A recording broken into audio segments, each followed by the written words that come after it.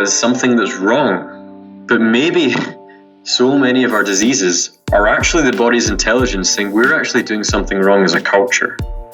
When we're feeling depressed and anxious, maybe it's because we're not meant to be or live like automatons, and that we're just dousing ourselves in antidepressants and numbing agents when the body is trying to say, hey, get back in line with life's rhythms.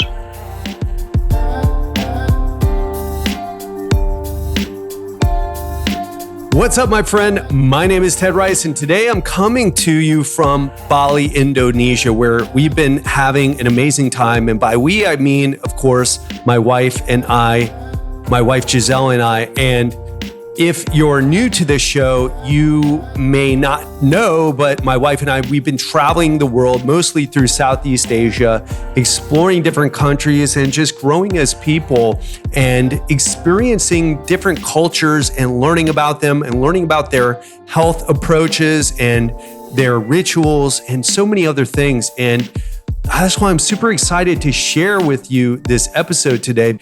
I have Joshua Fields on the show today. Now, he's the executive director of a global community called Consciousness Hacking that is in over 50 cities, working on building frameworks and contexts for cutting-edge tools for transformation. And that's what consciousness hacking is really about. Consciousness hacking, the idea, the concept.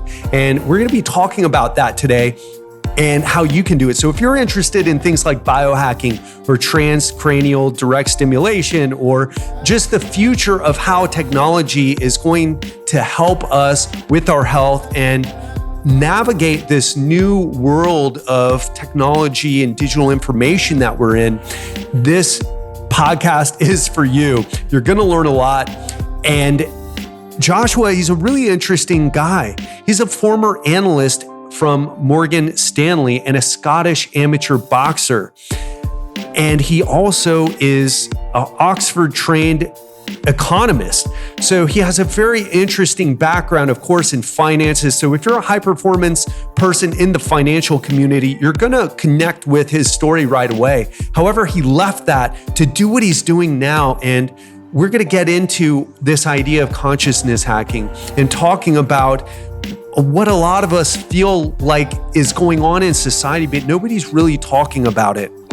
So we're going to dive into all of this and more on today's episode. And it's going to be a bit different than my typical episodes, but I think it's one that is going to make a big impact on you, and it's going to help you navigate through today's world.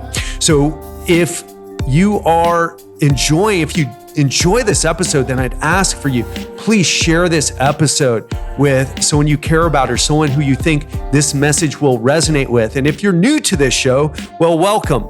This is kind of different than what we usually do. We usually dive into the nuts and bolts and details of mindset and health and fitness and everything that goes into that, because this show is all about upgrading your mind and your body. So if you're looking to make a breakthrough in your health and level up your life, you're in the right place. So make sure you subscribe to this podcast wherever you listen to podcasts, so that every time one of my episodes goes live, you'll be the first to know. All right, without further ado, let's step into this conversation about consciousness hacking and technology with Joshua Fields. Joshua Fields, thanks so much for coming on and speaking with us today. Hey, Ted, great to be here, man.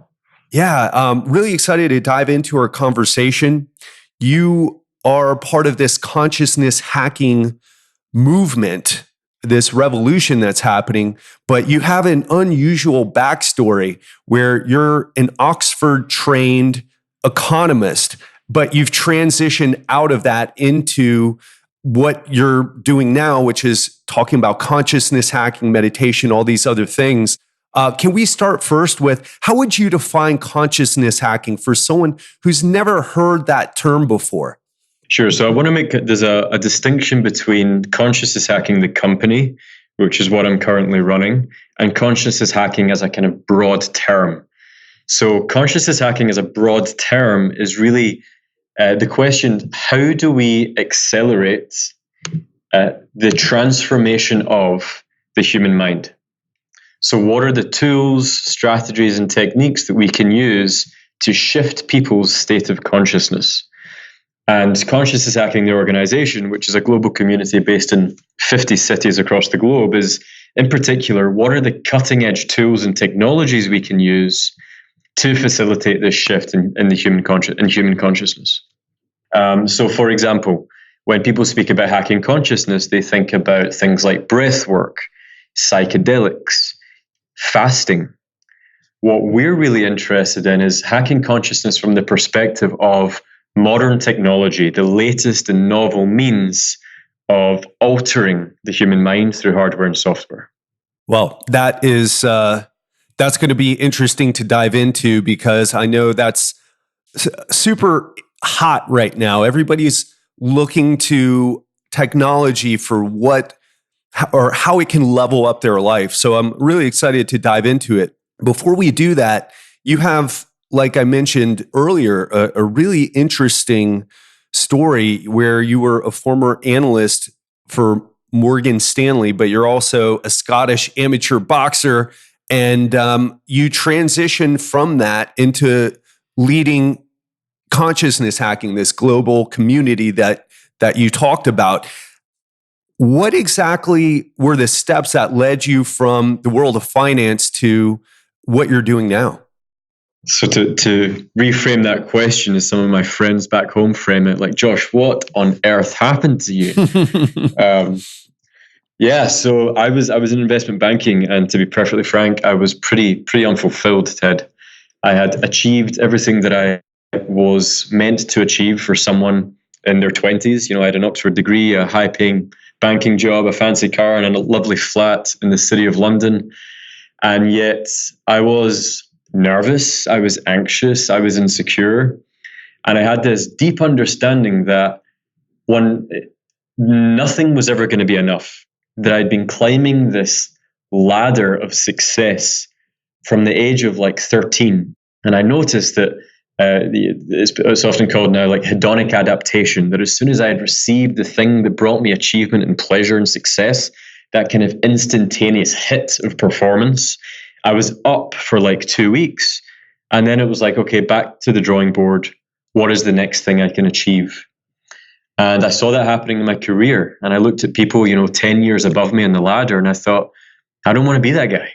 Like, I don't want to be there. Like, surely there's something more to life than just climbing this perpetual ladder of corporate. And so I left, and I went on a bit of a journey, and I realized through things like meditation that the thing that I'd been seeking wasn't actually an achievement. The thing that I was seeking, and I think to some degree we are all seeking, is actually a state of mind. And things like meditation and dream work and other things actually brought me closer to that state of mind than anything that I had done in the corporate world or in the achievement domain had ever brought me. And so I decided to dedicate my life to it and say, hey, like, this is actually what so many of us are looking for but lacking. And that took me out to San Francisco after a couple of years hiatus of meditating in caves in India and trekking the jungles of Peru. And here I am trying to really give scale and give access to these higher states of being. Yeah, that's incredible. And I'll tell you, it's such a common story, that the one that you're sharing with us, where people are on this treadmill, like you said. They get a win. Maybe it's a raise, maybe it's a bonus, maybe it's buying a new car, maybe it's buying a new house. But it doesn't last. That happiness, that state of mind, like you said, where we feel fulfilled and content and feel like we've really leveled up. It's like an endless game that never leads you to that place where you feel like, wow, I've really accomplished a lot here. And it leads a lot of people to a dark place if they play that game long enough and look back on their life and feel like, what the hell was I doing there? And so what I want to ask you are, I went through, or still going through, kind of a disconnection from my culture where I've traveled through Thailand and all of Southeast Asia. I'm in Indonesia right now. And you see people who are really happy, who from a Western perspective, you're like, why are you so happy? You live in this small little house and you don't have much.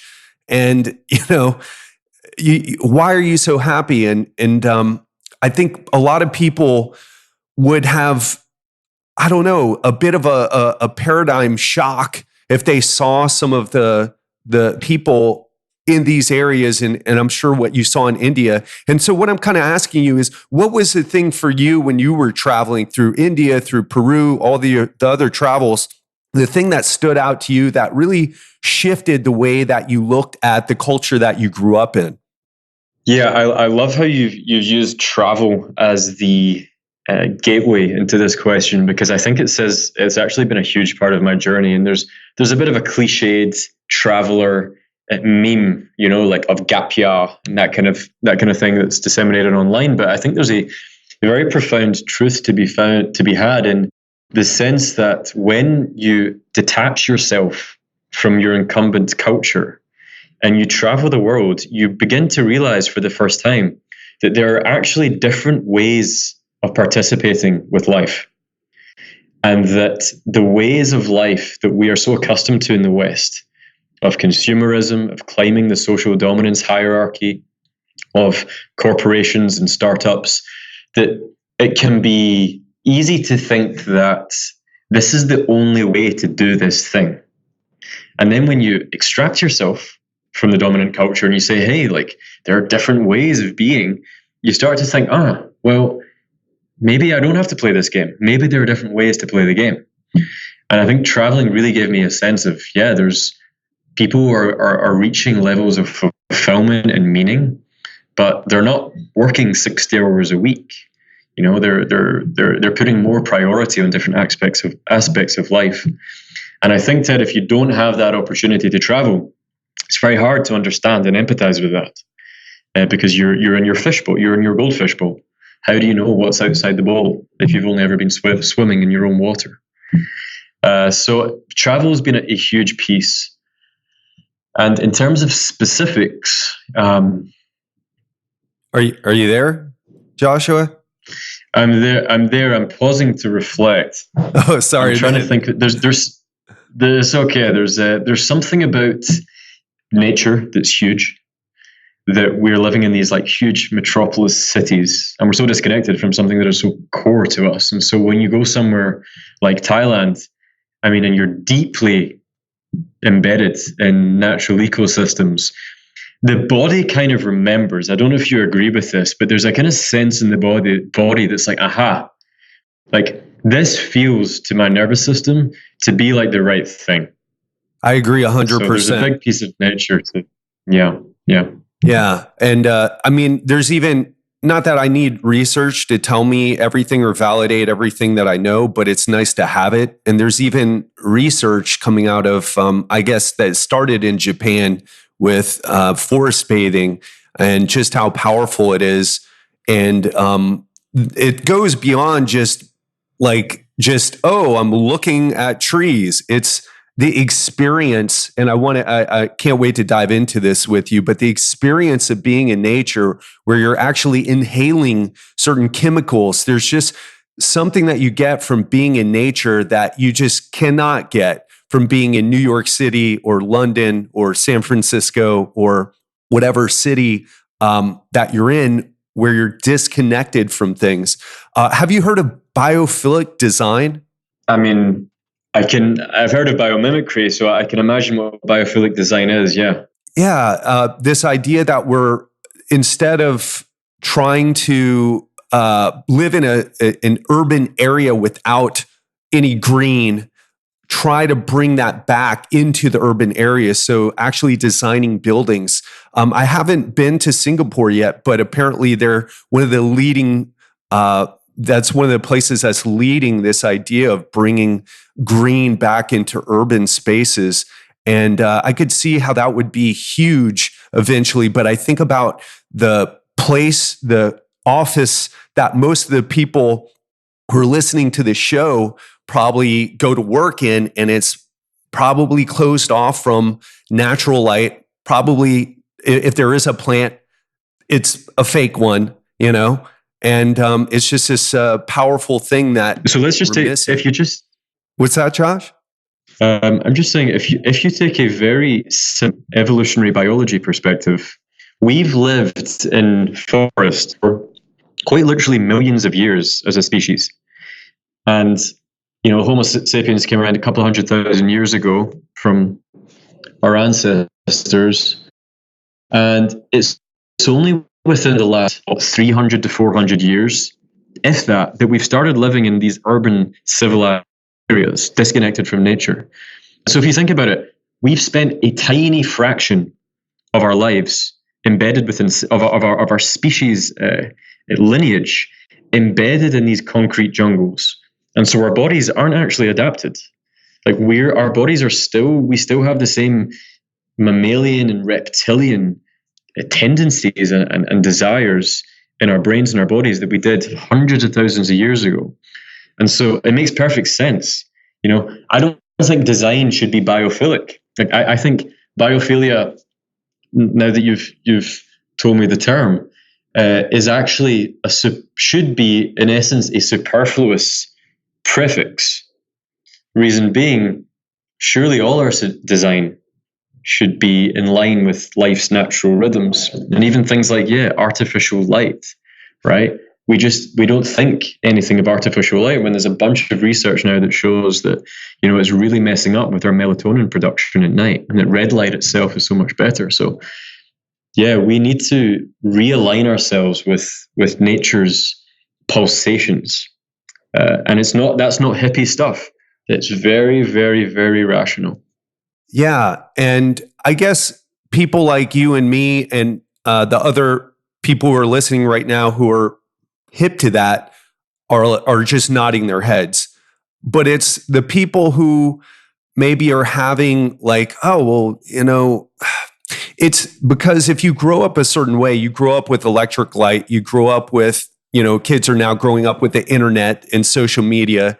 If you grew up living in a city, like you said earlier, you don't know anything different, even though a lot of research is coming out and it's, evolutionary biology is saying, hey, listen, there's a gene environment mismatch here where your genes just don't respond to a loud, noisy, concrete, dead environment full of artificial light and artificial food.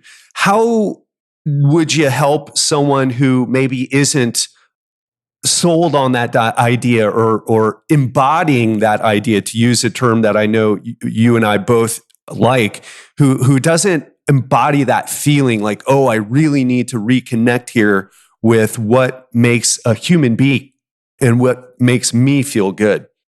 No, that's a great question. Like, how do we sell what is essentially a deeper natural truth to those who have been so disconnected?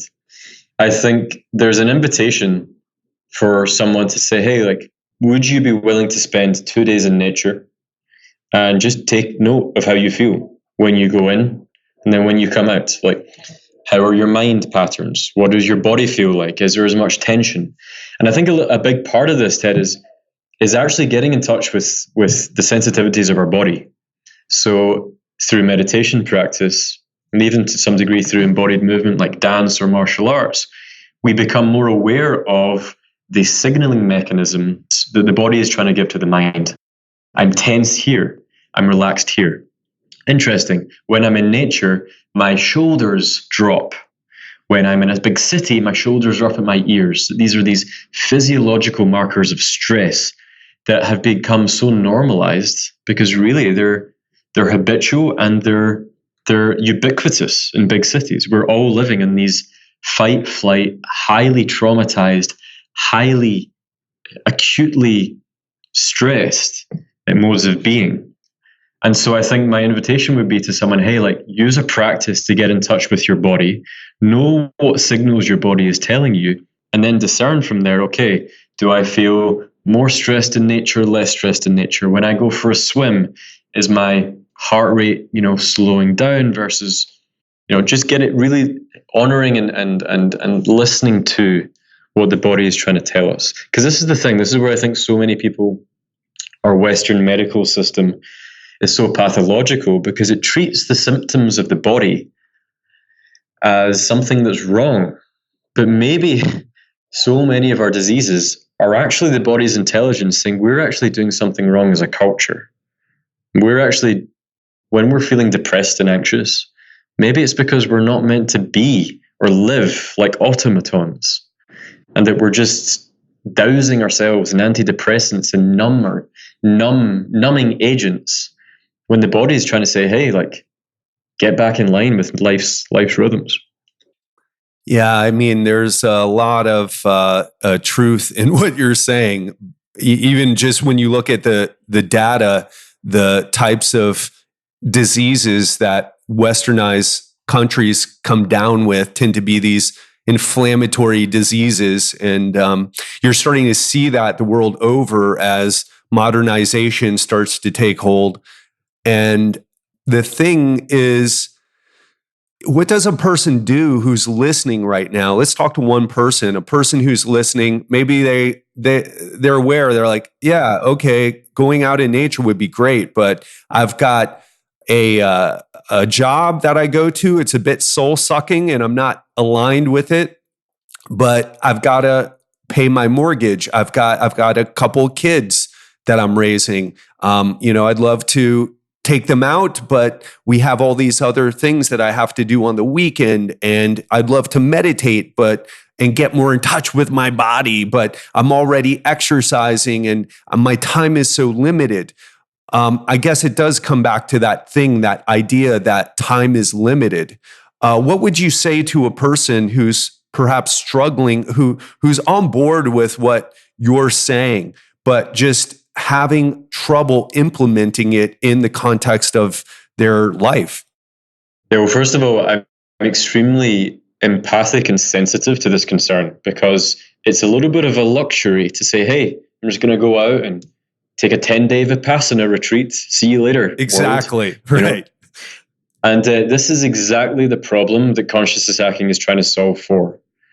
How do people wake up to life's natural intelligence, given the parameters of a hyper-westernized, capitalized, 21st century modern system? Because standard practices ain't going to cut it. They could for some people, but they're not going to scale because people have responsibilities. And so we're trying to solve for this. How do we build tools that meet people where they're at, so that instead of having to spend 1 hour in meditation every morning, we can actually create hardware and software that personalizes interventions in such a way that you can accrue just as many benefits in, say, 15 or 20 minutes. Now, that's not necessarily meaning these are shortcuts, but rather they're more effective and efficient personalized interventions given where you're at. So we're working on this. So, for example, a technology-augmented meditation device is something called the Muse headband, MUSE, which gives you biofeedback entrainment, which basically shows you when you're in a meditative state and when you're out of a meditative state. And it does this via an app on your phone. So that's one example. If you want to create an ecosystem in your home that is more akin to that of nature, for example, replace all your artificial LED lights with red light. Red light is massively important for melatonin production vis-a-vis blue light. And it also has health benefits for mitochondria and the skin and things like that. Other things that you can do are by have a water filter in your home, absolutely. And also sleep on a electromagnetic field mat. So often they're called PEMF, but have one of those under your bed so that you're not actually picking up all of the Wi-Fi, 4G, 5G signals that are surrounding you in modern cities. And they're actually shown to have really damaging effects on metabolism and the way that information is processed in your body. And then there's also just bringing plants into your home. Make your house a haven for nature itself. And so that combination of water, light, the blocking of harmful rays, and bringing plants into your house can go some way to mitigate some of the negative impacts of living in a city. And if you can stack that with the latest and greatest technological advances for things like body awareness, like the Muse headset, then you're in with a chance of actually overcoming some of the modern society's ills. Yeah, solid recommendations. And what I'd love to ask is, well, I have not used the Muse, although I've heard great things about it. I have an Oura ring that helps me dial in my sleep, and it's one of the things that I use with my coaching clients who have sleep issues. And I was wondering, what are the top, say, technological tools that, besides the Muse, that you would use or recommend that people try out? So the stuff that we're really working on is probably 5 to 10 years, or the stuff that we're really interested in is probably 5 to 10 years away from being consumer applicable.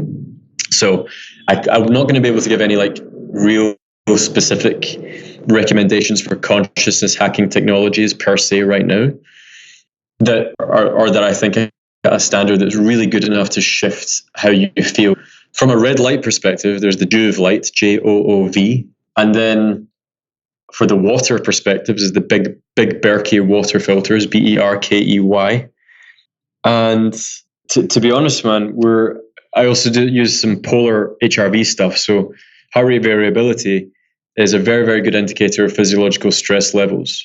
And you can download various apps on your phone. I forget what mine is called, to basically track where your heart rate variability is throughout the day. And you wear a heart rate monitor, and it's a really good indicator of whether or not you should exercise in the morning, and also whether or not you're getting fitter. The lower your heart rate variability, the less fit and the more prone to stress people tend to be. So yeah, those are my kind of staples: the Muse headband, the Joovv red light, a really good water filter, and some sort of device that's measuring my progress along HRV. Yeah, all great stuff. Yeah, I get my HRV from my Oura ring, but I only get it at night. I don't get it during the day. I played around with an HRV monitor during my workouts or testing it in the morning and using it during my workouts with, are you familiar with Joel Jameson? No. Okay. So yeah, it's definitely interesting information. And like you said, it's a indicator of your physiological stress load. Just curious, like, as far as these things that you're working on, because I'll just say it like this, Joshua. One of the issues is, like, I've tried some of these things.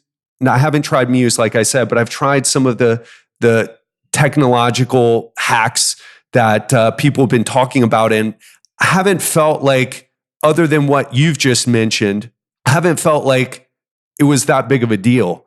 And so it feels like this could be a big deal, but it's just not there yet. And could you just share a little bit about maybe what's on the horizon that consciousness hacking that your company is working on? Yeah, so we're not building the devices per se, but we're really trying to provide the ecosystem by which the most incredible entrepreneurs' ideas and startups can really flourish. Because ultimately, it's all good and well having a good idea and a good company, but if you don't have the ecosystem and the awareness to support it, it means nothing. So one example of a very interesting intervention that I really think is going to take the world by storm is something called ultrasonic neuromodulation. And if you put that into Google, there's a neuroscientist called Jay Sanguinetti. And in short, what that is it's a very short burst of sound waves into a very specific part of the brain. And what we're finding, what Jay and other guys are finding through this, is that in targeting specific areas of the brain, including the posterior cingulate cortex, which is the PCC, which is the back of the head, and is thought to be responsible for a lot of self-narrative, that if we just put 30-second bursts of sound waves into parts of the brain like that, we can actually quieten down the mind to almost a point of a zero state. And so, for example, I did ultrasonic neuromodulation last week, and for about 16 hours after a single intervention, I was in what you could say is a very deep state of contemplation. And this is very early. Within 10 years, we're going to be able to get more accurate. Then you have things like there's a company called TRIPP, TRIPP, and they're doing psychedelic experiences in virtual reality. And I've tried this also. So you move into a psychedelic VR state, and after 20 minutes of wearing the VR headset, in which you're exploring deeply visual and beautiful and relaxing worlds, you take the headset off and you're in a much, much deeper place of relaxation. So that's actually available to buy. You can actually get TRIPP, I think. So yeah, there's lots of interesting things on the horizon, but I absolutely agree with you that a lot of the stuff out there in the market right now, other than Muse and a couple of other things, they're very average, very, very average, but that's not going to be for long. Interesting. Yeah. It's this curious time that we're in where it's like, wow, technology is so exciting. And then you experience it and you're just like, okay. Meh. Exactly. But you know that it's going to get better, and you're just wondering when that point is where it's going to be a big breakthrough. So you think that's going to be in 5 to 10 years?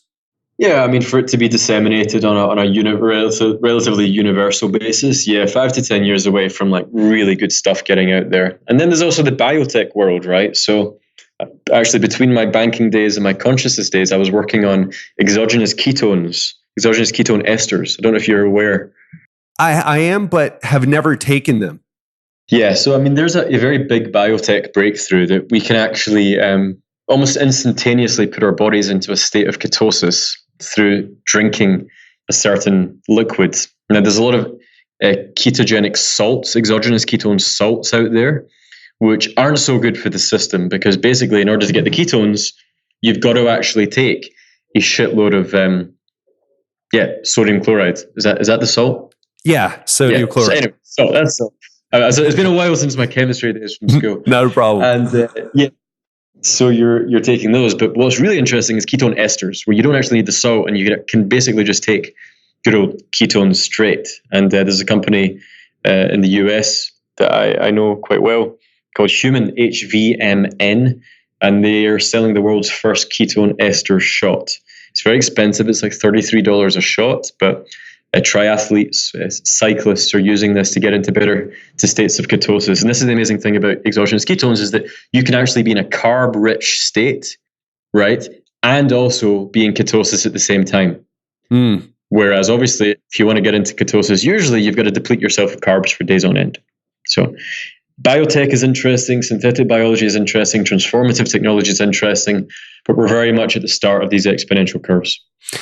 Yeah, and it is an exciting time to be in, and I'll have to try. You piqued my interest. Maybe I got to try some exogenous ketones. I know that I don't want to turn this into a talk about the ketogenic diet, but I was listening to Keith Barr, who's a really brilliant researcher, and he was talking about how going into doing something where you cyclically are in ketosis can help with your mitochondria a lot and prevent some of the aging that people are experiencing as a degradation of these mitochondria. Also, aerobic exercise is another way to do that. But for people who are just to have a big aversion to doing that, cyclical keto can help. And so if you don't even have to get into ketosis by restricting carbs, which some people will have a problem doing, like myself,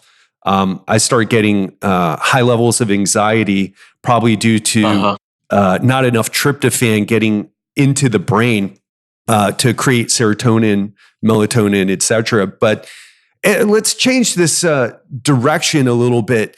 I want to talk to you about, you wrote this crazy article. It's not crazy. It's I don't know. It's just a combination. It's well argued is what I should call it. It's called, Is Civilization on the Verge of Collapse? And I'll link it in the show notes for this episode. And I don't want to talk too much about it because it's very deep and very well researched. And you come at it through your economic background, and you can tell like you put a lot into this. But what I think might be helpful for people is, especially for the people right now who look at some of the situations with politics and some of the other, I guess, things that they see in the media that are distressing them. In fact, some research was showing that Americans in particular, I don't know how it is in Great Britain, but Americans in particular are, a lot of this stress comes from not just our lives, our daily lives, but it's coming from feeling uncertain about the political situation in the States. It's coming from, all these things that they're being bombarded with by the media. And you kind of make the argument in your article, like you kind of say, hey, listen, here are all these perspectives on what causes societies to collapse. And it seems like we're on the precipice of something. Now, you don't fully go and say that it's going to happen, and you kind of put it in perspective and say, who knows, right? It's really hard to predict the future. But can you just talk a little bit about that, and then we'll get into some I guess motivation for people and some practical steps that they can take. Sure. So I know this is a podcast predominantly around like health and lifestyle. And I actually think these two issues are deeply intertwined. And I'll get onto that in a little second. But anyway, I spent the last 18 months or so researching how and why civilizations fail. And I found that there were some patterns between our current predicament and the civilizations that have come before us that were on the verge of collapse. And let me just give you three of those factors. The first one is complexity. So there's an anthropologist called Joseph Tainter who wrote in the 80s that civilizations collapse when they fail to account for increasing levels of complexity. That as a society grows, as its populations grows, as its economics becomes more difficult, it adds layers and layers of bureaucracy in order to better make sense of its problems. But what happens is, to such an extent, when that level of complexity gets to such a degree, the marginal benefit of adding more layers of complexity is actually lower than the marginal cost. And so it makes economic sense to actually regress to more simple forms of complexity. Because if the cost of adding per unit of energy of adding more complexity is less than the benefits gained from that increase of socio-political complexity. Now, what Tainter, so basically he says, if things get too complex and we can't handle it, a society fails. So where are we with complexity at the moment? Well, as you can tell from the polarization of politics in America, the Brexit situation in the EU and the UK, we're at bureaucratic deadlock, that our socio-political mechanisms aren't actually able to make decisions. There's too much bureaucracy, there's too much polarization. Moreover, our ability on an individual level to handle complexity is depleting. Why? Well, our attention spans are going down, but most importantly is this rise of fake news. It's actually degrading the quality of the information that's inhabiting our system.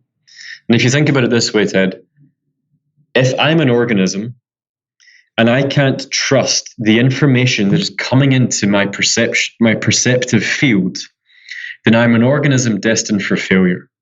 So we have increasing socio-political complexity and a regression in our individual capacity to handle complexity because we can't trust the information coming in. Now, you add into that an exponential technology curve and positive feedback loops from our ecological catastrophe, of which we have no idea what's going to happen. The IPCC report with a 2-degree carbon projections doesn't actually take into account the positive feedback loops of what actually happens when there's less ice in the Arctic pole. And so you have ecological complexity, runaway technological complexity, runaway socio-political complexity, juxtaposed with an inability to handle complexity, That is a recipe for disaster if any of the history books are to go by. So number one is complexity. Right. Let me speak very simply to the other two. The other two is there's a guy called Sir John Glubb, who showed that over time societies go through 7 stages of civilization. The first is the age of triumph, where warriors take over the kingdom and things like integrity, honor, and truth are core values. Societies end in something called the age of decadence. Now, guess what happens in the age of decadence? Truth is lost from public discourse. Materialism and narcissism set in as the main value systems. And celebrities win the core positions of power. Does this sound familiar? Absolutely, yeah. It's so funny, though, that it's this is from a long time ago, even though it's this was 1972. 1972. What I mean is that his research is on all these other cultures that have been around, long gone, for example, but it's happening now, and it's just a different iteration. It didn't matter that they didn't have, what I'm trying to say is it didn't matter that they didn't have social media or any of the other things that we look at.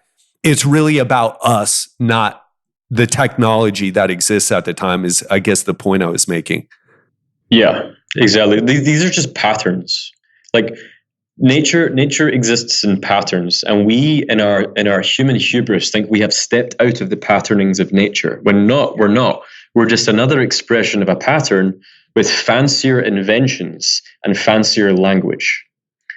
This is a pattern. So whether or not let me get onto this piece here. We have this exponential curve upwards in terms of how we're improving. We have technological innovation. We have, life extension. We're bringing people out of poverty at such a rapid rate. But we also have an exponential curve that is decreasing. We have biodiversity loss. We have environmental degradation. And so this conjunct of an exponential curve that's making things better and an exponential curve that's making things worse, how are those things both true at the same time? Well, what that is indicative of in a living system is if you have extremes going both ways, is essentially that system is destabilizing. Now, the question we have now is, does that destabilization of the system lead from caterpillar to butterfly? In other words, are we shifting upwards as a species? Or is this indicative of a phase shift, as Daniel Schmachtenberger says, a phase shift downwards, which is basically caterpillar to nothing? Mm-mm. That remains to be seen. And what we do and how we show up is in large part going to determine whether or not we survive what comes next. Just only that. Oh, okay. Anyway, it's a very anxiety-producing thought, and you're making a strong argument here, and also in that article that you wrote that I shared to several people, and they thought it was thought-provoking for sure because of some of the things that you say.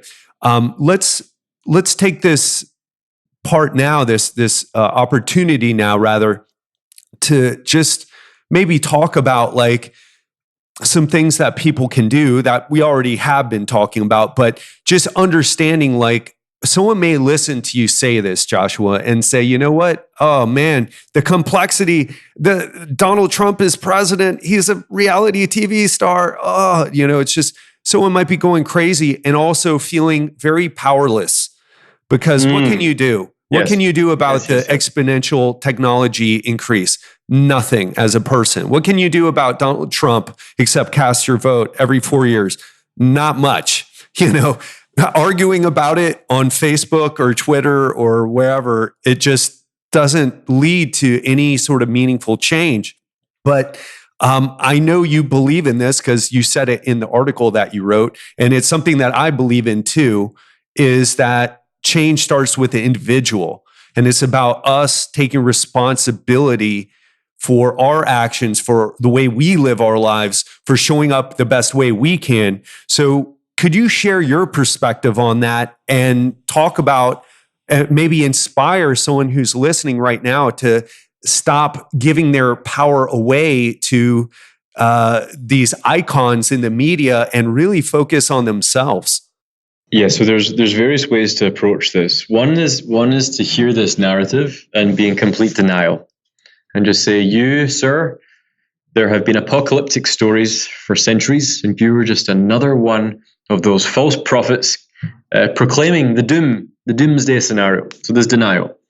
Then there's grief, there's powerlessness, like you said, which is, well, I can't do anything about it, so what's the point?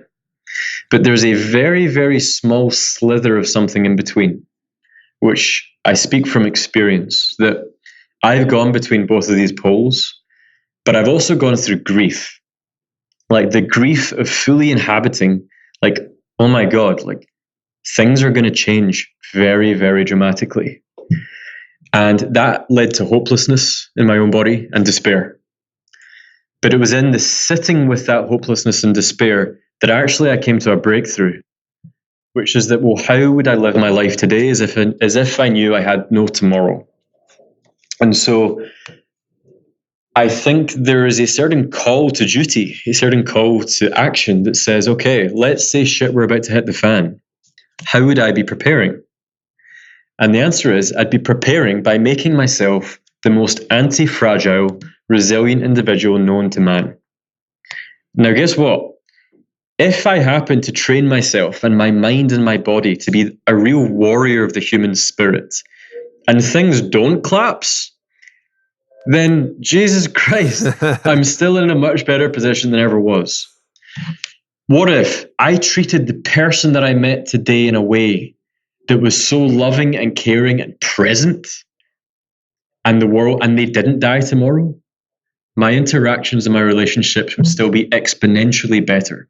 So this is the call. It's to say, how do we actually up-level who we are and what we will become if there's going to be collapse? And even if there's not going to be collapse, would that not just make a better society in general? And so the way I show up is, let's create anti-fragility. How do we make ourselves intentionally uncomfortable in knowing that discomfort actually leads to growth? How do we take on a more stoic philosophy?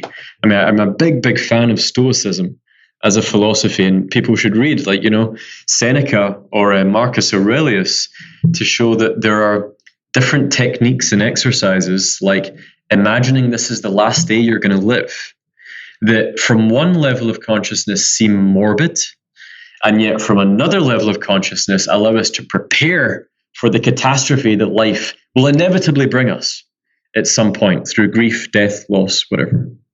And for me, meditation is a huge part of that.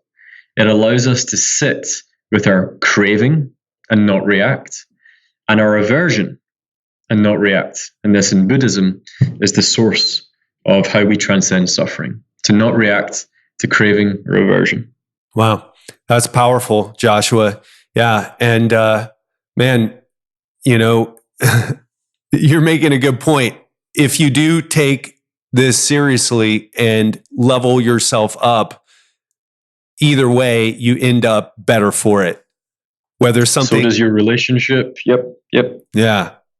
No, great point, man. And I think that's a powerful point to end things on, because we've talked about a lot here. And yeah, it's just something that I think we're all kind of feeling or wondering about, like, how much longer can this craziness go on, right? And I think there's something we all kind of realize, like, something's going to change. Whether that change is going to be, like you said, going back from a caterpillar to nothing or from a caterpillar to butterfly remains to be seen. And perhaps we all can influence that by taking personal responsibility. But I think we all feel like something's going to be changing, right? So, yep. So absolutely. So thank you so much, man, for coming on today, for sharing your wisdom, your perspective, and how we can all level ourselves up to improve what we see out there, to take our power back. Pleasure, Ted, and great chatting. I enjoyed this very much.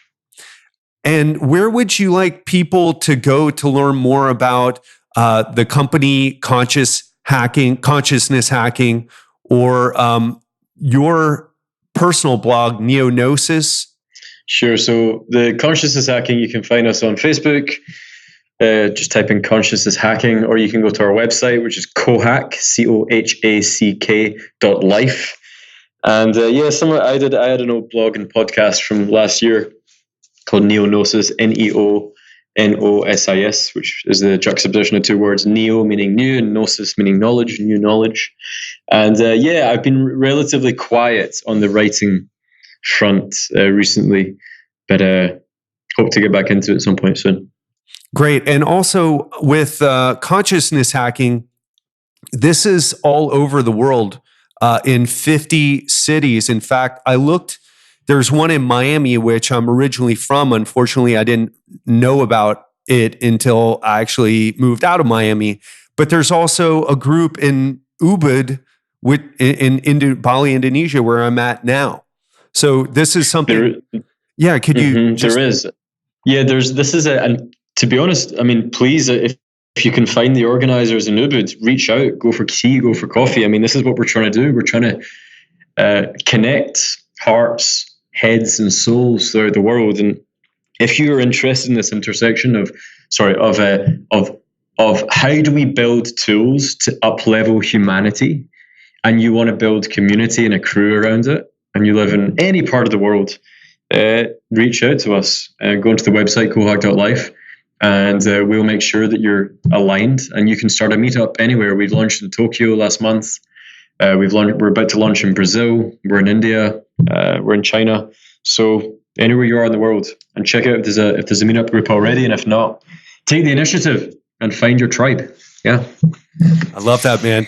That's a great challenge.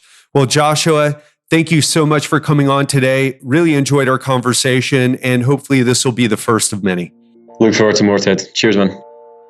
That wraps up another episode of the Legendary Life podcast. And I hope you enjoyed today's episode. I know it's quite different from the more actionable and detailed things or less deep conversations that we usually have on this show.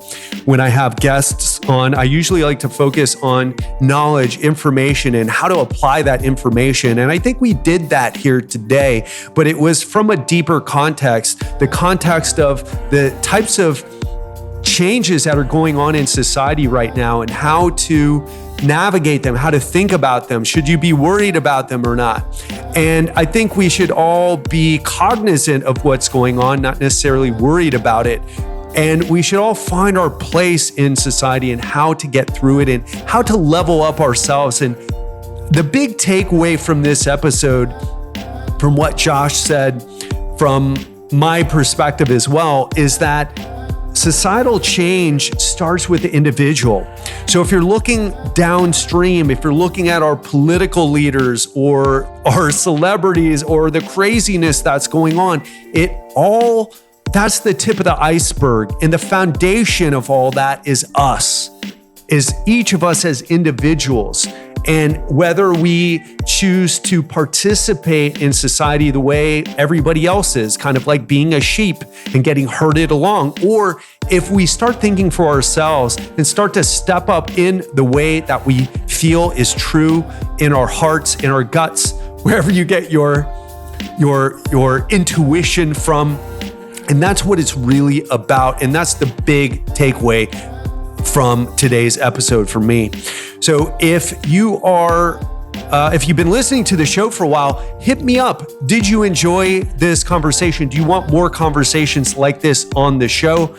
I would love to hear you. Hit me up at my website, legendarylifepodcast.com, or on Instagram. By the way, I've been really active on Instagram. I've been putting up a lot of information. And if you're interested in following my travels and you're not currently subscribed to my email list, make sure you go there, because I put stuff up on Instagram that I don't share anywhere else, especially on my Instagram stories, where I do these little videos showing you like the day-to-day life that I have while traveling. So make sure you go and check that out. And if you're new to the Legendary Life podcast, make sure you click that subscribe button so every time one of my episodes goes live, you'll be the first to get it to your phone or wherever you listen to podcasts. So I hope you enjoy this a lot. These type of conversations, I'm not going to have them all the time on the show, but I think it's important that we all address this tension that we all seem to have, especially in America, about